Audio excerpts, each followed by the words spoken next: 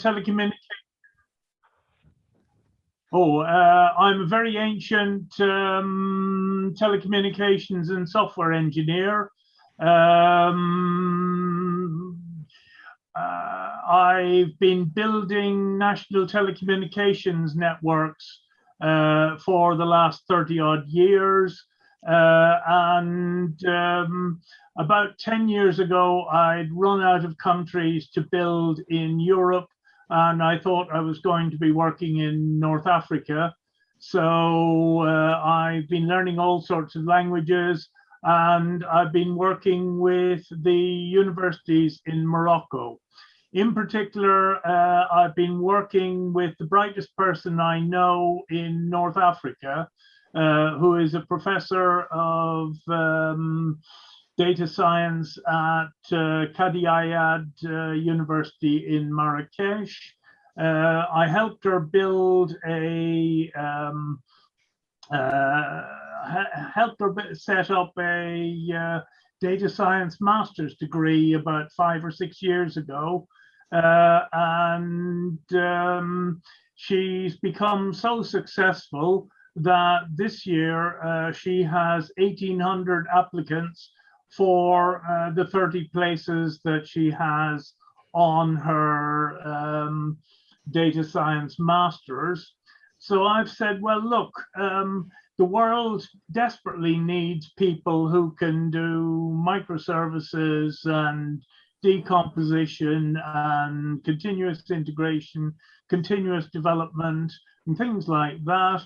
Why don't I take 1,000 of your also rans, the ones that you can't find a place for, train them in microservices, and tell the new Minister for Higher Education and the Minister for Digital Transformation, who are former colleagues of my friend, all about the opportunity that we have for Morocco.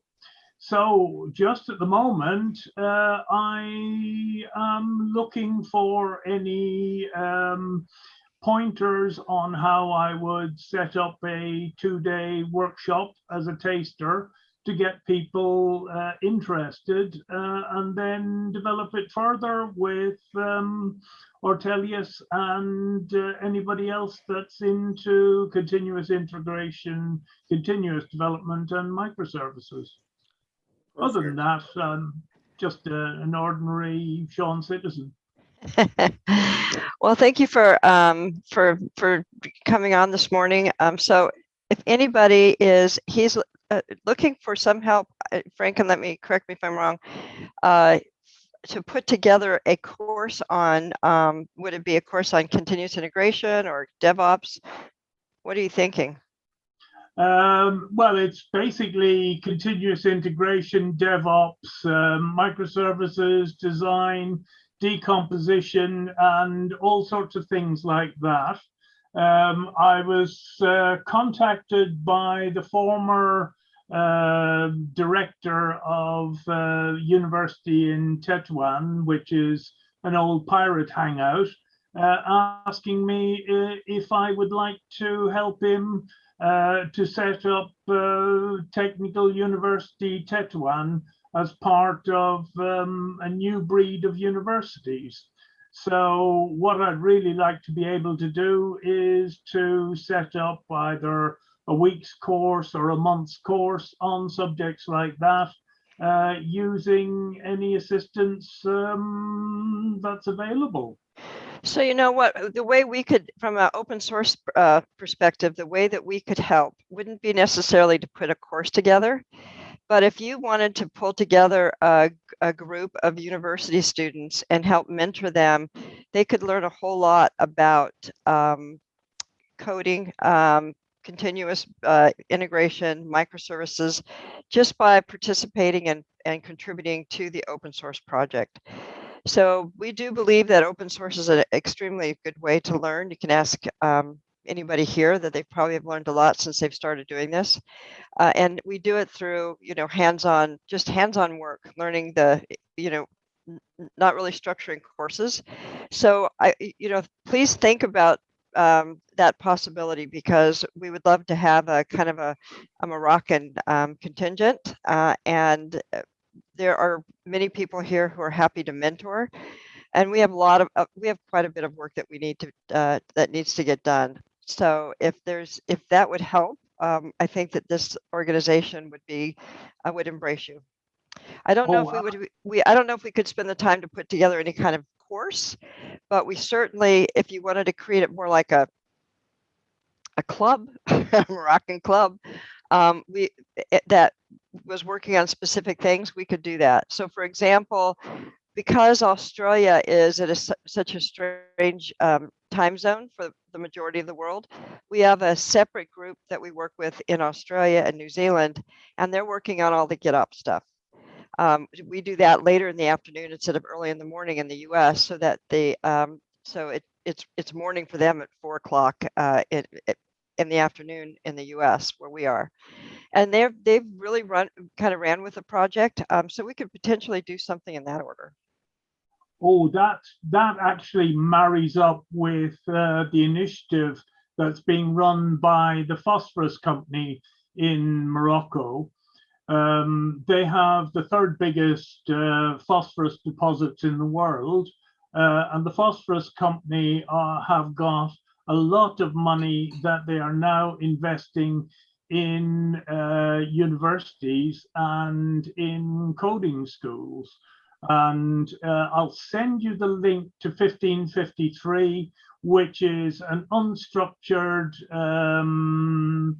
coding cooperative. Yep.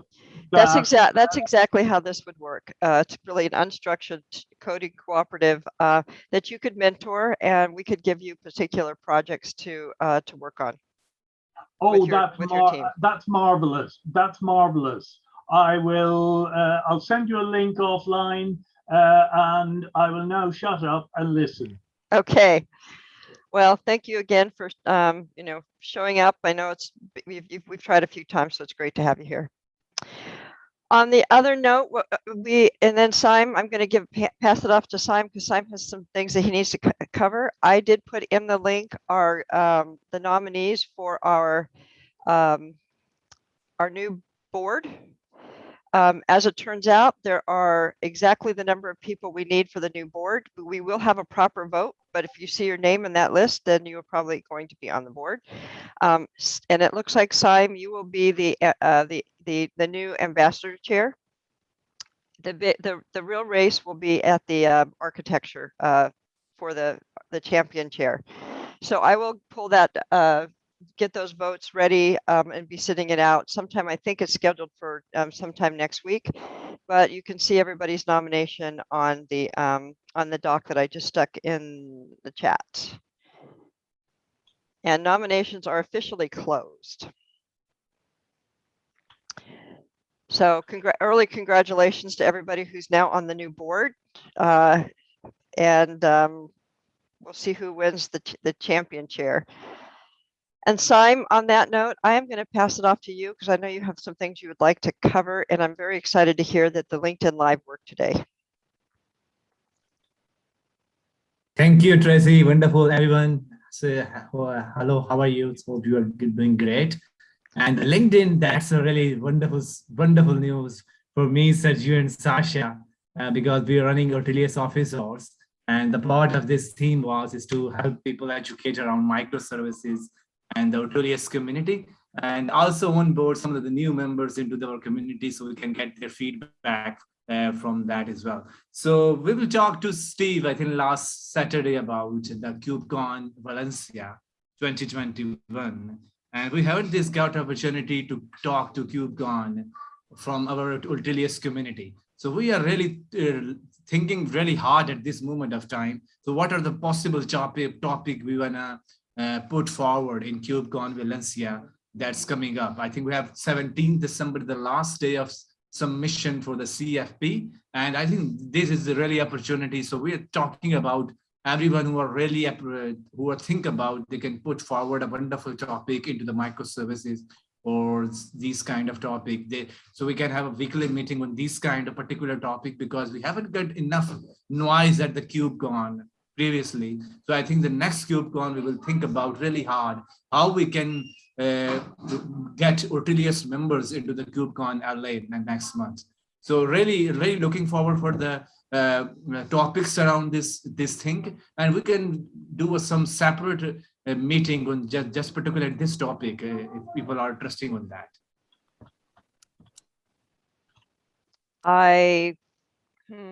There's so many good topics to take on, and I'm wondering if some of the topics that we have proposed for December 8th could also be used for that. But it probably, if we want to do something around Ortelius, we probably need to have something more specific to Ortelius. And it might be, you know, just a topic on the introduction to a unified microservice catalog and make it broad. Do you know if it's virtual? Or is it going to be mixed? I believe it's going to be the more in person in the KubeCon Valencia. That's right now the KubeCon LA. So I'm expecting that to be a hybrid, but I think we expected more audience in the KubeCon Valencia. Hopefully the COVID is getting far better condition. I think there is more in-persons people are coming in. And also, I also knew the community members around Cloud Native Computing Foundation and the KubeCon team who are into the talk, who accepted the talks related to the KubeCon, who has this responsibility to accept these CFPs for the people. So like if we talk to these people, what are the best topics that do wanna help us understand, we can put forward into this kind of stuff. But that's why I'll talk to Steve. I think we can have a separate meeting on that particular topic of the KubeCon Valencia side. That's particularly to the CFP and how this process can be initiated and what are the best possible talks, because we all have some kind of talks already we have in mind. But when we collaboratively we talk with each other, I think we can came up with a wonderful discussion around, and hopefully some of us, might be not everyone, but some of us will get this opportunity to talk at the KubeCon Valencia. And we were thinking 3 to 4 submissions, and hopefully out of the 3 or 4 that we'd be able to at least get one accepted by KubeCon. KubeCon is just such a tough show to get accepted for. So that's where Simon's idea of going in, kind of prodding the selectors, the CFP committee, to find out what they're looking for, so we can kind of up our game, because we know we have the knowledge. It's just a matter of getting the CFP formatted in a way that the panel will like it. Yeah, and I don't know what they look for. The funny part about this is I was the only lightning talk for the KubeCon this year. I don't know why they decided to give me a 10-minute talk, but I got a lot of responses back from it, so it was probably a good thing. And it is really hard to get in get in there. I have a meeting. Hopefully, I'm looking to see with Priyak, who is she runs the she's like the executive director of the CNCF. I will ask her about that. I will ask her if there's somebody we can talk to that can help us understand that. I mean, we're here at the Linux Leadership Summit right now, so I spoke to her briefly at dinner last night. So let me ask her, and if there's somebody maybe we could talk to that we can say we really want to get accepted. What are you looking for? And I don't know if I'm sure it's a different group of people that's running. Yes, absolutely. And I think every KubeCon brings in new topic. Yeah. Yeah. I think that every KubeCon brings in the new topics in the community. Like the KubeCon LA, I think we heard a lot of noise around the supply chain security, and there are a lot of noise around eBPF and these kind of stuff. So I think we take a look at the playlist of the KubeCon this year, the KubeCon LA. I think that's right now available on the YouTube channel. So I have 10 or 13 different talks. I explore through these different talks. What are the topics? This kind of. I think this gives us the analogy. This gives us the matrix what are the talks people, the KubeCon committee and look at the KubeCon Valencia. So you can gather this information with the last KubeCon LA, and then we particularly pick and choose the topic that we're gonna address in this KubeCon Valencia. So I think Yep. I have known 3 or 4 people who had this opportunity to accept this talk. So we can talk to these people. What are the talks you are looking after for the KubeCon Valencia? We can have a wonderful insights. We can do a planning around the lightning talk or the particularly the co-located events like GitOpsCon or Those are the easier. there are Those some are, other yeah, like Service Mesh Con or Yeah, Supply Chain Security Con. So these are co-located events. those are the easier ones to get into, that's for sure. The co-located events, but it'd be nice to get a proper talk in the for KubeCon proper. So let me see what I can do while I'm here at the Linux Foundation Leadership Summit and get some insights on that, okay? And so I think that if anybody on the call would like to submit a talk for that, let's find out for sure if it's going to be. So KubeCon LA, they had 3,200 in-person attendees. About 1,500 of those were all vendors. And they had 19,000 people in the virtual world. And you could submit talks for just virtual. So I'm thinking that we would submit a talk just for the virtual, as opposed to try to submit something in person unless you're near there and you can get there. But don't discount the fact that, go ahead and think about submitting a talk, even though you can't be there in person. I did not go to LA. I did mine all virtual. So just to jump over, since we're kind of running short on time here, Sergio and Simon, can you give us an update on office hours, how that's going? Because I believe you had another broadcast. Yes, I think in this Friday, we'll do a unit testing of LinkedIn Live and other platform. And we ask few of the individuals from Ortelius community so they can join us and give us a feedback. That's before we're going to live there, because LinkedIn, we are thinking about, we're doing some wonderfully like a professional, this kind of stuff. So I think we are absolutely ready. We're waiting for this Friday to do a unit testing of these platforms, so we can understand how its feel look, how people chat about it, and give us a feedback of what the experience was before we're going live. If we do this testing, I think this coming Friday, and we plan out the subsequent next week, we have a live stream for Ortelius officer, and hopefully Steve will join us on that live stream and talk about the Ortelius walkover of the dashboard and the services that are currently available on the Ortelius. So Steve, looking forward to your availability. Yeah, send me the link, a calendar invite, so I don't miss it. Yes, absolutely. And Sergio, if you can speak about these kind of things, go ahead.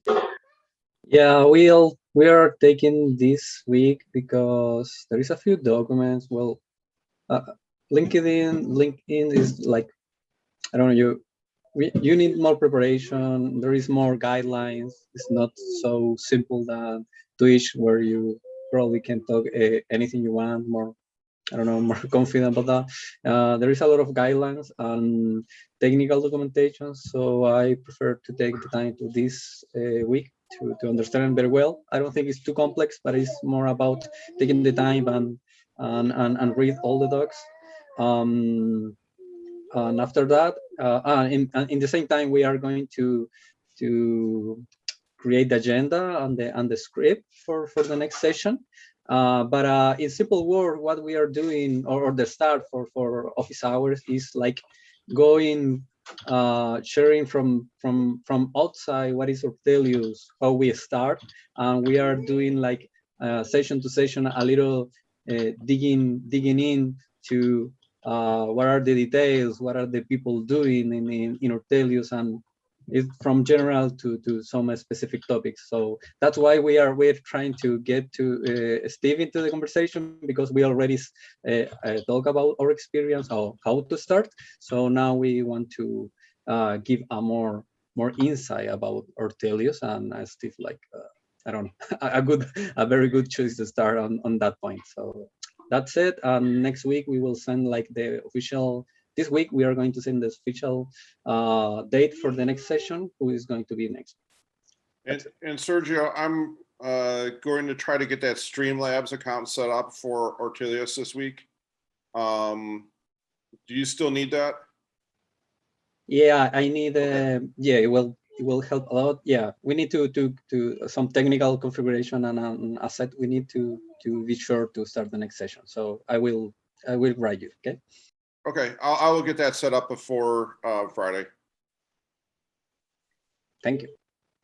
That's pretty exciting. That's really exciting. And then just some other topics, like Tracy mentioned, the governance board is moving along. The service catalog, you can sign up to test it at ortelius.io. Please jump in there, give a test to the components in the service catalog. So if you find anything, open issues in the Ortelius repo. It's looking pretty good. Tracy had me move some stuff around to make it a little more easy to read and navigate the service catalog information. I think that was a big plus. So that is moving along, and we just need to wrap that up pretty quickly here so we can get on to GitOps.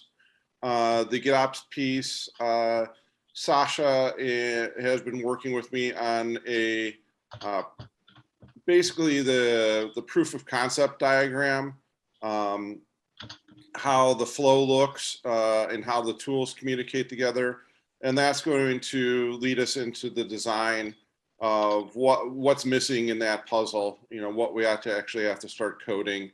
And I know Utkarsh has been working on the Keptn side, understanding that and how Keptn works.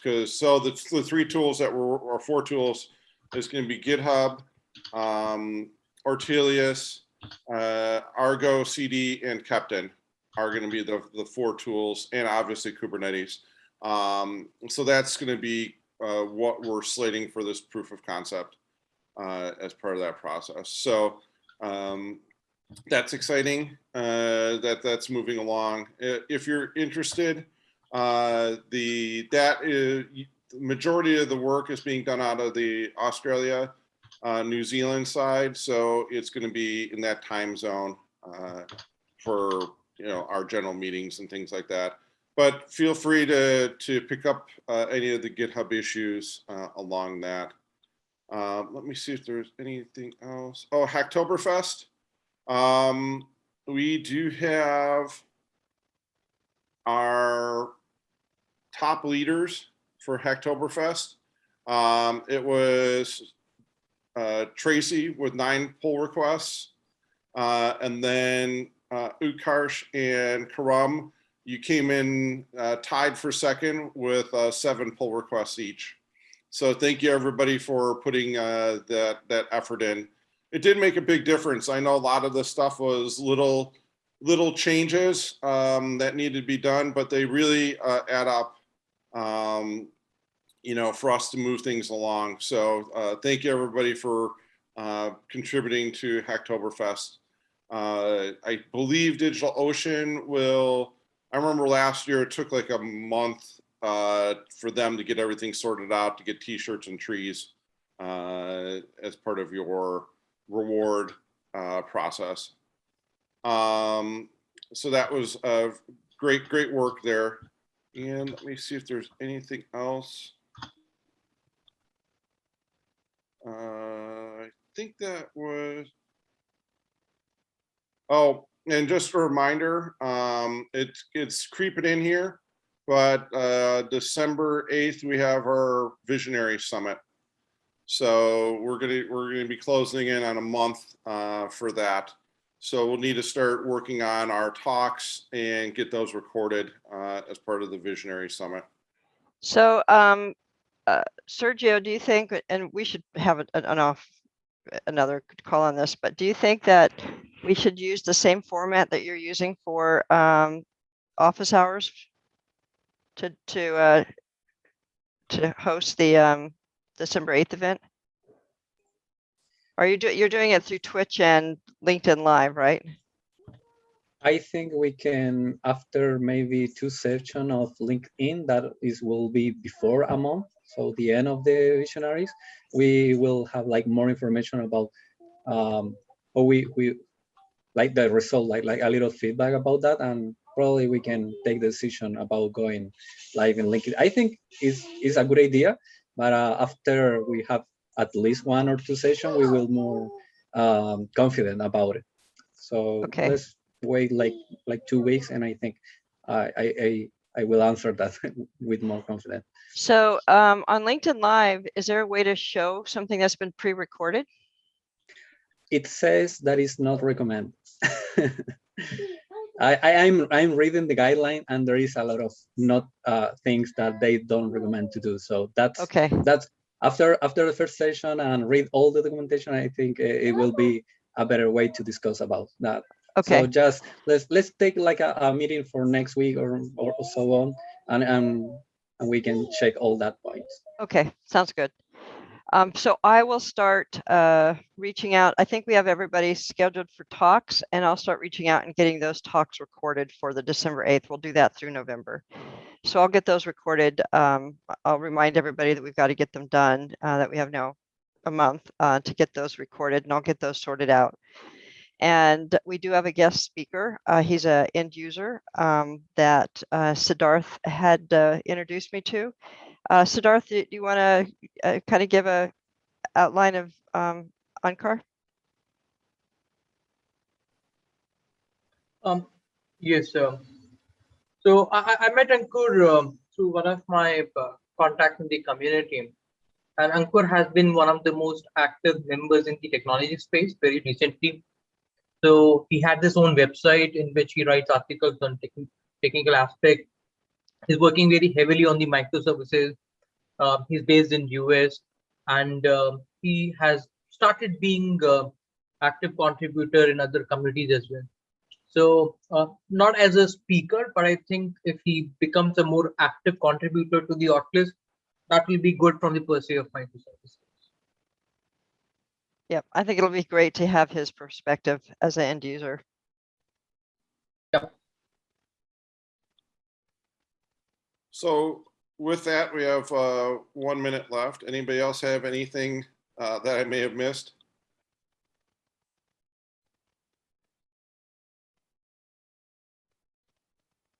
Alrighty. If you have anything that you'd like us to kind of hunt down for you from the Linux Foundation side, send me a message on Discord, since we're out here with the folks that are, part of the CNCF and the Linux Foundation for today and part of tomorrow. So if you want us to hunt anything down, let us know, and we'll see what we can do. And if anybody is interested in helping out with the, now that they've made some progress on the office hours, I'm going to add the link into the summary here.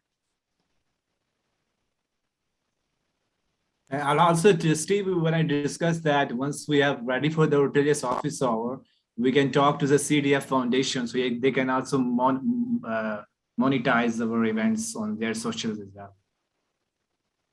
Yeah. Will do.